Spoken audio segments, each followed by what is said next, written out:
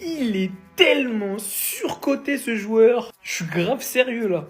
Mais en même temps, il est tellement sous-coté ce joueur. Je sais pas où je peux le caser sur Rodrigo. C'est-à-dire que des fois, il y a des Madrilènes, ils me parlent de Rodrigo en disant je suis prêt à vendre Vinicius, Kylian et garder Rodrigo. Et wallah al-adem, je l'ai vu de mes yeux ça dans mes commentaires. Et parfois, il y en a, ils me parlent de Rodrigo, on dirait que c'est un joueur lambda, éteint, claqué. Il n'y a pas de juste milieu avec lui. Soit il est nul, soit c'est le plus fort du monde. Mais aujourd'hui, force est de constater une chose. À défaut d'être le plus fort du Real, ou d'être le plus nul, c'est clairement le moins médiatisé des Avengers. Mais c'est, je pense, le plus régulier cette saison. Parce que beaucoup ferment les yeux sur les matchs de Vinicius cette saison. Oui, il y a certains matchs où il fait beaucoup de différence, mais je trouve que son impact, il est beaucoup réduit comparé aux saisons passées.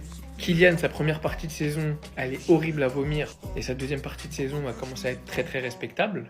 Bellingham, un jour il est bon, un jour il est pas bon, un jour c'est le sauveur, un jour pourquoi il veut jouer neuf, c'est un milieu, faut qu'il reste à sa place. Et lui, à gauche, à droite, il fait toujours le travail. C'est le plus régulier, le plus constant. Et aujourd'hui, c'est clairement lui qui donne l'avantage au Real avec son but, qui se crée littéralement tout seul. Il a une finition. Techniquement, c'est du très haut niveau.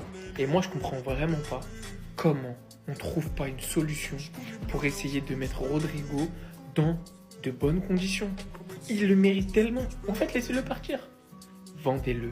Donnez-le à un club qui saura en faire un numéro 1, qui saura lui donner l'importance qu'il mérite. Moi, je vous mens pas, hein. Ce joueur-là, à la base, je le trouvais grave surcoté au début quand il est arrivé. Et aujourd'hui, il m'a fait changer d'avis, premièrement. Et deuxièmement, il me fait de la peine. Parce qu'avec le talent qu'il a, il mérite pas d'être 4e option au Real.